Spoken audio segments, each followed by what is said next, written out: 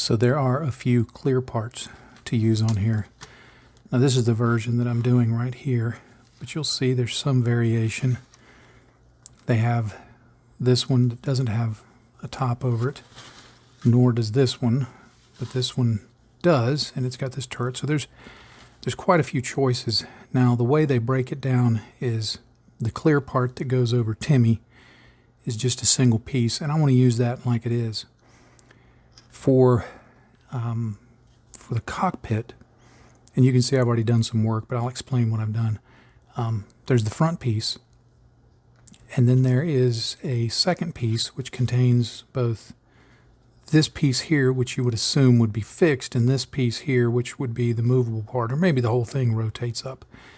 But I don't like, for this model, I don't like having this part here covering up the cockpit, mainly because it's a vain thing, but I think the cockpit turned out looking pretty good. So I don't want this in the way of being able to view the cockpit. So I'm going to address that in just a minute. Now there's several ways that I could deal with the clear parts. I could mask them with parafilm or some kind of tape or a masking fluid and airbrush them. I've done that a million times. I don't really want to do that, just because it's not that I've given up airbrushing, but I'm enjoying brush painting so much, and it's so much simpler in terms of just the overall logistics. You sit down and you paint, that I want to brush paint it. Now, I could mask them off, say with masking fluid, and then brush paint them, but even masking fluid, a little more, I guess I must be in a lazy mode. That's a little more effort than even I want to put into it right now. So what I'm going to do is I'm basically just going to kind of freewheel it and freehand paint it, which when I was an aircraft builder, I was horrified if somebody said, oh, I just painted it by hand. Because usually you could look at it and tell that it was painted by hand. And nothing wrong with that, certainly, but I mean, you know, back in my aircraft builder days, that was like a no-no for me. Wanted it to look neat, wanted it to look good, that kind of thing. But since I've gotten into brush painting, I've found out a few tricks to help with hand painting so that it looks pretty neat. And by neat, I mean not like, hey, that's cool, but neat as in tidy. So just in case you were wondering. Now, there's several things to think about when, or there's several things that I think about. You can do what you want. But there are several things to think about when you're painting a canopy. Again, with my aircraft days in mind, I'm thinking, okay, the inside you want to be, if somebody kind of catches a glimpse of the inside framing, you want it to be roughly the same color as the inside of the cockpit, which in this case is black. So I'd already started on this and hand painted that with black. I actually just used Stynylrez black primer. So that's already done, and that'll just fit right over there. But then, of course, you want to paint over that, and that's where you'll use paint to do that. And but on clear parts especially, the paint doesn't always stick well. So there's a little trick that I do. It's not really a trick, it's just a technique, but I guess you could call it a trick. But it's one of those things, if you don't know, you're like, oh, I never thought about that. And once you see it, you're like, why didn't I think of that? Because I was the same way. I would have never thought of it, didn't ever think of it, and would try and brush paint canopies, and the paint would just beat up on it. And somebody showed me this little technique, and I'm like, how freaking simple was that? How did I miss that? Mr. Built a billion models. It just proves that there's always something new to learn. So that's what keeps it fun. But anyway, here's what I do.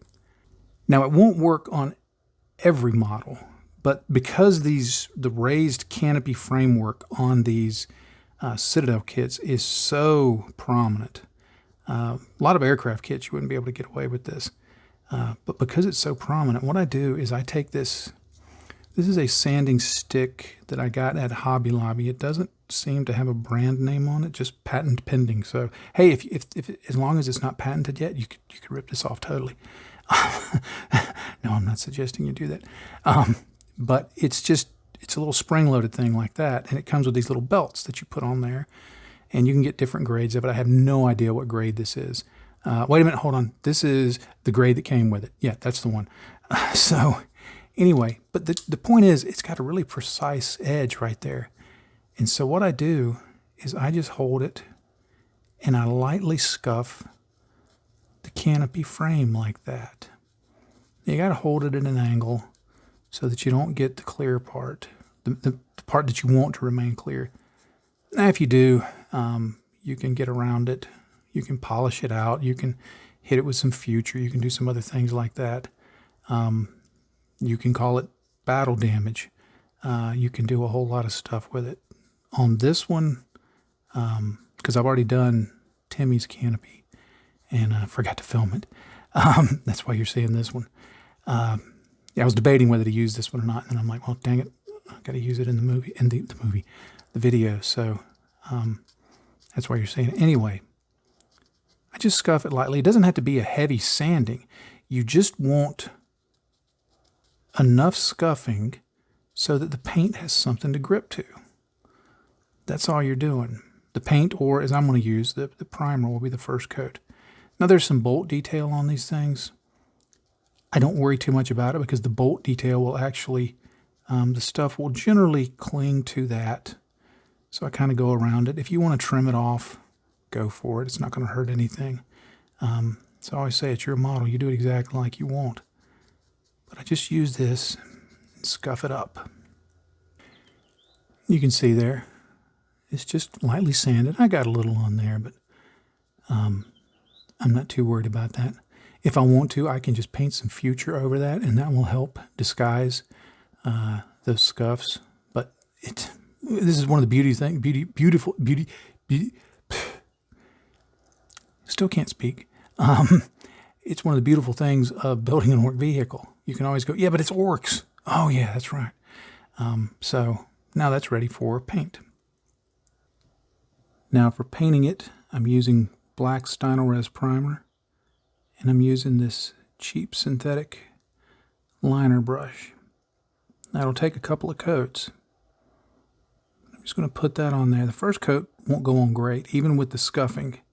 It's not going to go on there great. Second coat, no problem.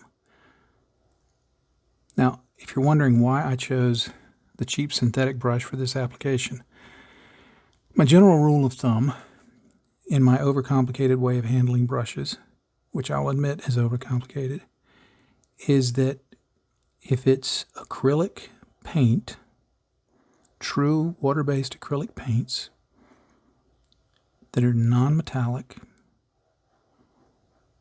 non-textured, non-everything, just paint, then I use my good brushes because they work really well. But if it's primer of any type, if it's any kind of texture paint, if it's any kind of metallic, if it's anything other than acrylics, to me a paint, Gunza, lacquer paints, enamels, whatever, I use a synthetic brush. Simple as that. And if I'm not sure, I use a synthetic brush. Again, not because I like them better, but I just try to protect my, are we still in focus? Try to protect my good brushes. And it's not me if I don't overthink stuff and come up with silly rules that probably don't mean anything. But you can see as I'm putting on this second coat, that stuff dries really quick. So I put on this second coat. That gives me a much better appearance. And here I'm not worried about 100% opacity. I just want it so that if somebody glimpses inside, they're mostly going to see black. Now, you may be thinking, well, what happens if you go over the lines? What happens if you make a mistake? That's where you just get a simple old toothpick. You very gently scrape it away. You can take that toothpick and you can run it right up along the lines and the edges and stuff like that. and clean the edge up really nicely. Now, every now and then it'll get a grip on the paint. You may have to go in and touch up the paint again. But as long as you're using water-based paints, acrylics, then clean up with a toothpick is really easy and lets you keep the edges nice and neat. So let me finish this and we will move on. Now I'm going to use the brown primer that I used on the model. I'm going to go back to this one that I painted earlier. It's already got the black primer on it, and I'm going to put the brown on here.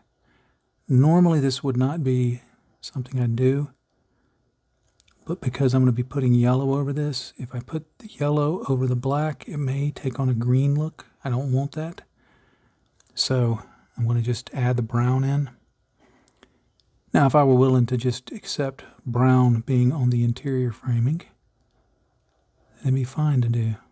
And if you're okay with that, do it. But the aircraft builder in me is going, no, we got to do it this way. So I always try to listen to the voices in my head. Okay, I've got to backtrack a little bit. Everything I said still counts. What I meant to do before I started painting this piece of the canopy, remember I talked about I didn't want this part over the cockpit. I've got to cut this section off. Now, if you've never cut clear plastic is different than other plastics. I guess by nature of the fact that it's clear, it must have a different composition. And I'm just guessing on that, but I mean, I'm just basing it on observation. Clear plastic cracks really, really, really easily. So you've got to be careful if you're cutting clear plastic. You do not want to go at it with nippers. You cut into this right here with nippers trying to clip this part off, I guarantee you it's just going to shatter across it and you ruin the canopy. Even if you take all the steps that I'm going to show you to try and be careful that you don't shatter it, you may shatter it. So keep that in mind before you embark on cutting clear plastic. Weigh the consequences in mind. Now, for me, the consequences are if I shatter this part, oh well, I just have the forward canopy and I don't have the rear canopy and I don't worry about it. It's no big deal. Although I would like it. I think it would look kind of cool to have it that way. So that's why I'm gonna risk it. But know what you're getting into. Now the reason it can crack is because you've got to hold it fairly still and you've got to put some pressure on it. And it's that pressure that can create problems when it comes to sawing and cutting and things like that. So what I try to do, rather than trying to hold my finger under it or stabilize it or something like that, what I do is I get some blue tack, which this is actually white tack, and you can tell I've used it for masking and for other things. It's funny, I've used this thing for years, and while there's some color on it now, the more I use it, the paint just flakes off, and eventually it'll go back to being its original color again. But I put some blue tack under it. Now, even here, you've got to be really careful. I'm putting my fingers on all surfaces and very gently, evenly pushing it down. I don't just push straight in from the top or from the sides only. I do it on all of them, and I'm not squeezing in. I'm just trying to get it mounted on there. Now what I'm going to do is I'm going to take my razor saw, and you know what I'm going to tell you. I'm only going to do this a little bit of it on camera because I'm having trouble seeing, but because the framing is so thick, I can get my blade right up next to that framing. And what I'm going to do is I'm going to just put it right there, and then I have a real bad habit of cutting at the wrong angle. Like if I started cutting in like that, I would cut into the framework down here, because there's the framework down here too, and if you can't just necessarily cut straight down. So what I'm going to do is I'm going to bring it up to here, and then I'm just going to back it away a little bit, and then I'm going to eyeball the angle, and I'm going to start cutting. Now the initial cut I do, I'm not doing this for demonstration purposes. This is how I do it. I start really, really slow because I want to establish that cut so that the blade doesn't start slipping out of there or anything like that. And then I'll lean it over a little that way to start it down that side. And then I'll bring it back into the line and lean it down a little that way. And just start working my way around. And what I do is I get through this mostly. And then when I feel like I'm getting through this mostly, then I'll roll this kind of on its side and start from over here. But again, you have to be very, very careful when you're doing this because it's so easy to split the stuff. You just kind of work a section at a time. And see, as I roll it and I keep maintaining that angle, I don't know if you can see the framing, but this is why I was talking about earlier that I don't just try and do it all straight down, because if I would have done that, I would have been cutting at the exact wrong angle for this like this. So all I'll do is just keep working this across like that, going back, making sure to slowly get my knife back into that groove and just keep working it down. This is a slow process. I've seen guys do it real quick, and I've seen guys crack the canopy real quick. So I choose to go slow. Now, eventually your knife will start getting into the blue tack, and so you'll have to pull it out, kind of clean it off. When it starts getting too much into it, that's the indication that you need to roll it further over so you start cutting where it's not down into the blue tack. Because once you hit the blue tack, that means you've gone through. So on that surface, you're good to go. So you know the drill. Let me do this where I can see what I'm actually doing. And I'll show you how it's looking when I've gotten this cut through. All right, now I've gotten that cut through,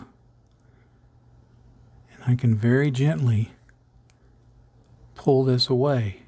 And I say very gently because, again, this stuff will crack easy. Now, the edge isn't perfect. You can see, like right here, I've got some that I've got to clean up, and right there. But this can be cleaned up with a metal file. Again, it's going to take a little while. This is where if I had a rotary tool, I could just cut right through that. And if you had a rotary tool, it would be a little easier, but you'd still have to brace it. But now all I have to do, and the file I recommend is a metal type file, not a sanding stick kind of arrangement, because the sanding stick will bend, it will warp. And you may use it later on to polish the end, but whoops, going off camera there. Sorry about that. But what you're wanting to do here is just take this and just carefully file it back using the edges of the canopy to kind of keep it even. Now right now, because I got to get this edge cleaned up, I got to do that first. And I want to get everything kind of roughly even, and then I can take it and start working across like that and just bring it up, and working across like that and bring it up. And you've got to constantly check. You may even want to keep some water nearby so that you can clean the canopy off and see exactly where the framing is, and make sure you're not going into the framing. So I will take this off camera and work on this for a while. But all I'm going to be doing is just gently filing through like that. It's going to take a while, but I want to make sure that I get it right. All right, so if the theory works correctly, that part is ready for priming and painting. This part will go right here like that. This one will go here like that. And I've still got a nice open area so you can see Orville unimpeded. There's a little bit of impediment looking at Timmy, but when you look in through the back, it's open through there and you can see he's cross-eyed, which still just kind of makes me laugh to think about. So all I've got to do now is go in and do the black priming on both of these and then the brown coat, and then I'll put on some of this yellow flame just to, I talked about, I think in a previous video, I wanted it to read more yellow, so I put that on, but these are also ways of drawing attention to that area, because like I said, I think they look pretty good, and I want to share the fun that I'm having with it with others. So I want to kind of draw some attention there. If you want to see this one up close, you can see it's not perfect. There's still a little bit of a lip, but I've learned with working with canopies, when you get it close, it's not like a hand grenade.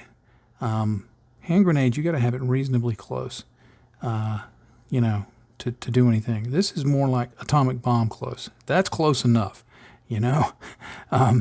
When it's that close, I'll live with it. I don't want to push it anymore because they're really, really kind of fragile to work with.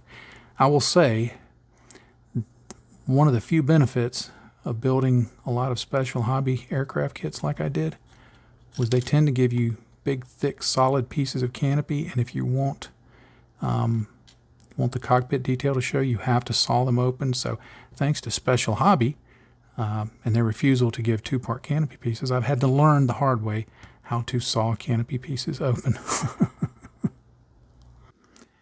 It dawned on me when I was doing edits that I didn't show finishing the canopy parts. I have no idea why. I don't know what happened. I don't know if I forgot to turn the camera on, or I just got to working and ended up doing it and not even thinking about it. I don't even know. But to just describe what I did, I painted on that same yellow that I have been using in a few other areas. It's a Two Thin Coats yellow. I don't even remember the name now. And it's way down there in the box. But it's yellow. So I just painted it on like I did the other stuff. And I stippled it on, left it kind of patchy looking. And then all I have to do, in fact, I see where I missed a few spots. But what I did was I went through, after I had it done, and any areas where there was paint that I didn't want, I just took a toothpick and just gently worked to scrape it away. I'll go in and get that off camera where I can actually see what I'm doing. I just scrape it away like that, just neaten up the line. It's real easy to do. But then after I got that on there, I glued the cockpit pieces in place, and then I glued the canopies on. Keep in mind, if you build this, that you have to put this forward cockpit in first and this aft cockpit second. So I didn't pay attention and found that out the hard way. And then I just glued it on, and I used, anytime I glue on I can't speak, glue on clear parts, I used Tamiya extra thin cement for years. I mean, I built hundreds of aircraft like that, and somebody would say, you know, what do you glue your canopies on with? And I'd say, Tamiya extra thin cement. They say, oh, you can't use that, it'll fog your canopies up. And I'm like, you've seen hundreds of examples on my, that I put up. No fogging. What I do is I put the canopy part in place, and then I unload the brush, the brush that comes in the Tamiya bottle. I unload it against the side of the bottle, so there's very little glue on it, and I just touch it right to the gap. And I usually touch it like along, like here. I don't touch it in an open, clear area, but rather like here, and then certainly back here where there's paint and stuff. And the capillary pressure, capillary action just pulls the paint along there. And I just push it down. And it holds it in place better than white glue or other, acrylic type of glues that are supposed to be non-fogging and all of that. It's all I've ever used, and it works. Now, where you have to be careful is let me set this aside, hang on. Now, where you have to be careful is if you've ever seen a P-40, You know that there's the sliding cockpit let's say this is the side of the aircraft. There's the sliding cockpit canopy part, which can be glued on easy, but then there's these two cutout windows that go like that, and they're pretty much flush up against, the clear part is pretty much flush up against the plastic. You don't want to use it there because it will run underneath that plastic because of the capillary action. It will run underneath that plastic and cause staining there. And that's an area that I use Future or white glue or something like that. But if it's a join like I was just showing, where it's, you know, you've got your canopy sill and your canopy part, and you can put them together like that and just touch that and let the glue run under there, works really well. And if you're not sure about it, certainly just use white glue or some other glue like that. Just play it safe. There's still a few more parts to paint, and most of them are armaments. So I want to show how I do a couple of those, really less in an orc fashion and more just in a fashion that you could use on just about any model, including military models. Now the colors I'm using are this AK 3rd Gen brownish green, olive drab, and Vallejo black gray. Now the colors are not important in terms of brand and actual color. For military style bombs, you want dark green, you want some kind of olive, several colors, 3 or 4 colors.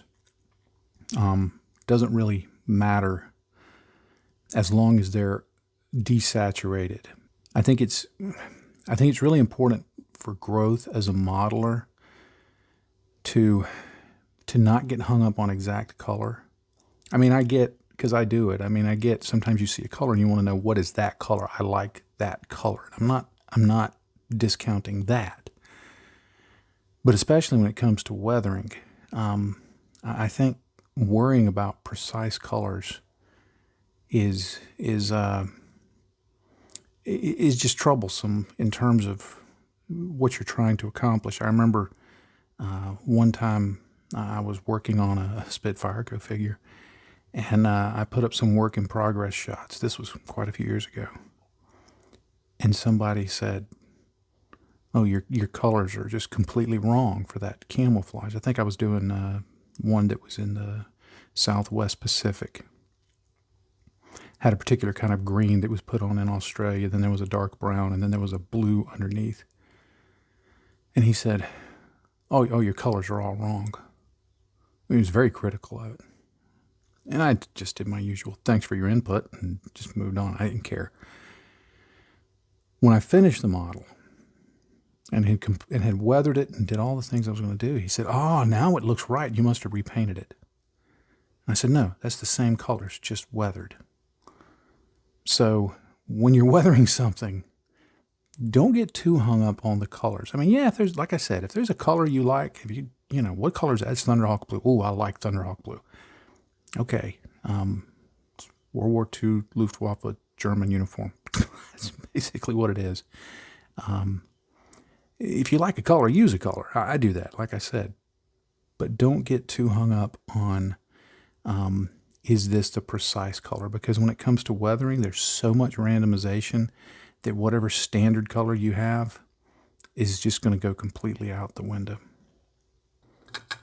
Now I put a little bit of the lighter green into the black gray, and just to give it a little bit of a green shift. And all I want to do is just take this synthetic brush, and I'm going to paint over the whole thing like this. Now the reason I'm doing it this way is this tends to dry much smoother and without brush strokes than doing traditional brush strokes. But this is just going to be kind of a shadow tone, a base tone, and later it will be a chipping color. I've thinned it a little more than 1-to-1 with water. And again, in this case, the exact ratio is not really important. I just want it to shift darker and greener And it's easy to do going over this brown coat. So let me get this on here and see if I can find a better way to mount this thing so it's not moving around so much. Now while that paint is still drying, I'm going to take this medium dry brush and just start stippling on some of my mid-tone. Now the underlying coat doesn't have to be wet. The reason I'm doing it this way is just, well, frankly, for speed. There's no need to let it dry, but it won't hurt to let it dry. Depends on the effect you're going for. My recommendation would be to experiment and see the difference in the two, so that when you're doing stuff like this, you'll know which method you want to take advantage of, and more importantly, why. You'll know the effect. I mean, it's good to know techniques, but that's only part of the equation. The real trick to technique is knowing when to apply a technique and when to apply something else. Because then you'll have a grasp of the why. And in my mind, the why is far more important, and sometimes more elusive. I'm sorry if I'm going out of focus. And sometimes more elusive than the how. I've found that I can show the how quite easily, but oftentimes the why is much more difficult to convey. Now I'm going to keep using the same brush. I'm just going to take my texture palette here, clean it up a bit. I'm not worried about getting it absolutely clean. This is going to be a weathered bomb, so I want the colors to be kind of mixed. Every now and then give your paints a stir because they will separate. I don't know if you can see in this palette, but this mid-tone green has separated into a olive green and then kind of a gray blue. All right, now I'm going to take my lighter tone and I'm just going to stipple that around. Again, not being too worried about if it mixes or if it doesn't mix. Just going for some spotty coverage here.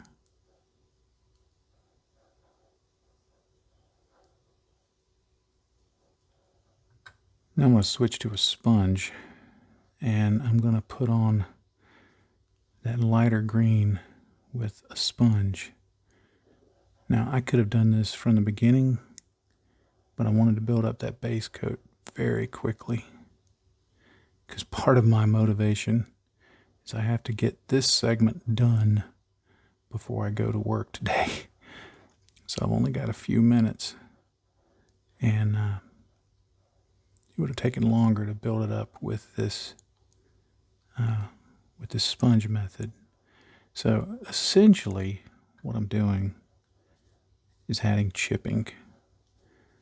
But if you ever do a Google search for World War II bombs, or loading bombs on a B-17, something that's going to put it squarely in the World War II era, you'll see that they had these bombs quite often stacked up around the airfields. These huge stacks. Most of them didn't have the tail fins on yet, and they didn't have the detonators, the fuses put in the nose. And so they were fairly inert. I mean, it would take an explosion to set them off. You couldn't just go over and kick them. And so these things would sit out in the weather. And, when they needed to move them, and they would pick them up and put them on a carriage or something to move a bunch of them. But if you're just trying to get one from here to there, you might just roll it along. And I've seen videos of guys just kind of rolling them along, pushing them with their feet, pushing them with their hands. They weren't treated daintily. They weren't handled like, okay, this thing might go off at any minute, because they had to handle so many of them and deal with it so fast. Because if they were doing loading up for bombing missions, they had to get thousands of bombs loaded on thousands of planes every day. So there was no time to be gentle with them. So they got quite scuffed up and faded, and we get dirt on them and mud and everything else. So all of that is at play when you're trying to make a realistic looking bomb.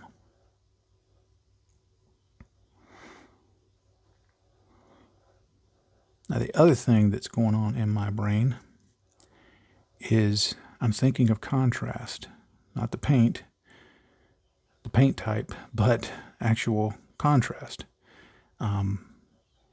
Because I know that I'm going to be putting a wash over this.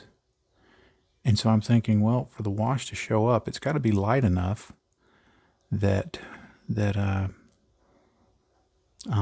it'll, you can see the difference between the shadows and the lighter areas. So I'm making sure to lighten this up quite a bit so that I can see that contrast.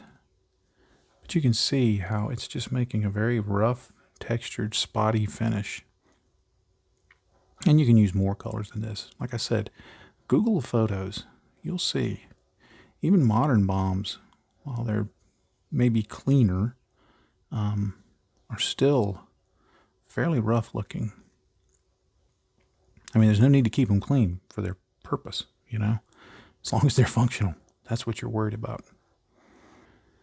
And I'm going to take that original dark green mix, and I'm just going to sponge on some chipping, just in a few areas. I did switch out the sponge, so this is a clean sponge for this new color. I'm just confining it to some edges like that. It would make sense for that to get chipped up. And then just a few other places around on it. Just gives the surface some character, things like that. Now I've added some Vallejo ivory to that lighter green mix. I used ivory because it won't desaturate it as much as white would. All I want to do is just go in and just provide a little bit of dry brushing highlights like that. I didn't shift the color too light. I didn't want it to be too dramatic. Just enough that I can hit those edges and kind of bring them up a bit, bring up the bolts a bit, and just help the shape stand out. You could do a more traditional edge highlight here if you wanted more of a GW look. This would work on even military models though. Alright, that's how it's looking right now. I went a little heavier right up here just to give it a spot highlight, because that'll be the part that's hanging under the wing, so just gave it a little bit of additional shape there.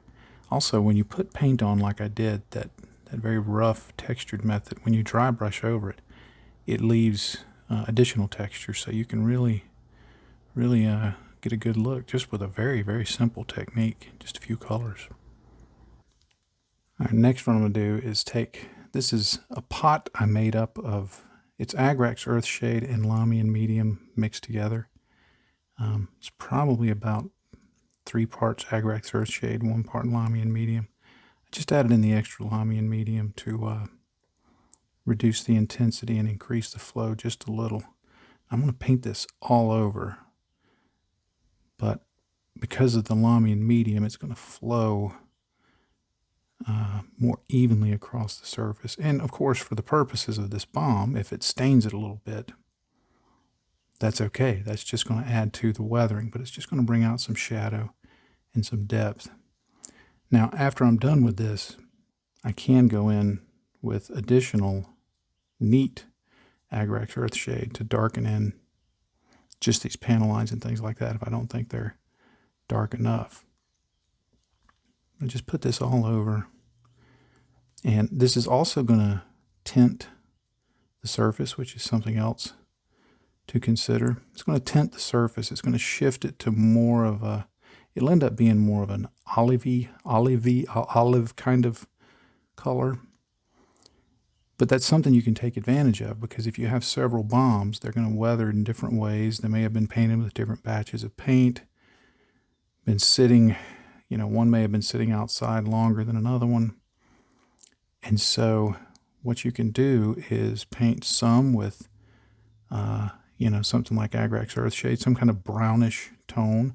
Another one may be a more reddish tone. Another one may be more green. You could use a very thin, darker yellow kind of shade or wash, and this can be oil, this can be enamel. It doesn't have to be acrylics like this. As you know, I just like using acrylics because they dry fast. But if you're not concerned about the speed, if you're not concerned about the drying time, if you have time and you want to use oils, you can certainly use oils or enamels. Although, just side note, if you've never invested in either, I would recommend investing your money in oils. Enamels work fine, but they dry up too fast. If I get a bottle of enamel stuff and don't use it for, just say, a year, chances are when I open it up, it's going to be dried up.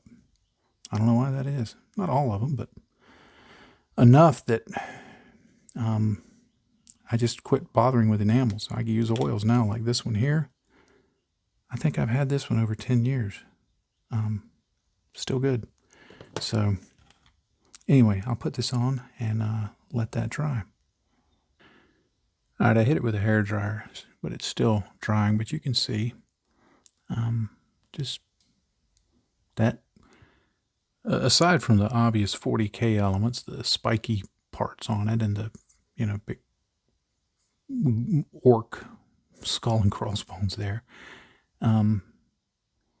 you discount those 40K elements, and otherwise you could sling this under a Corsair or a Stuka or B-17 or whatever, and that'll work. So I'll go back and paint that with black and maybe do some edge highlighting, and then I'll paint the fuse. I'll put some silver on there, a little bit of Nolan oil. And that wire that's here, I have no idea what that represents, but I may paint that a color. We'll see. I don't know that it'll be that visible. But painting bombs is a lot of fun because you can experiment. You can introduce more yellow into it. You can introduce bluish tones, basically any cool colors, even bordering on the warm with some yellows, yellow greens and things. They just give, and they're great for practicing different texture methods. So a lot of fun. All right, well, I think I've got enough in for this video. I thought I could finish all the parts. You can see I've made a mess of myself. I thought I could get in all the parts in this video, but one, this video has gotten plenty long, and two, I got to go to work. So I'm going to wrap it up here, call this segment done, and in the next video, the next vlog video, I'll just pick up right where I left off and finish off. I still need to paint this skid plate that goes underneath and this thing that hangs off the end, and I'll probably do these other bombs and things off camera. I'm planning on showing you the gun barrel and adding some heat effects to the end of the jet nozzle here. But that'll be in the next video. So as always, thank you for being a patron. We are grateful for your support, and have fun. That's the main thing. Have fun or you're doing it wrong. So happy day to you, friends. Bye-bye.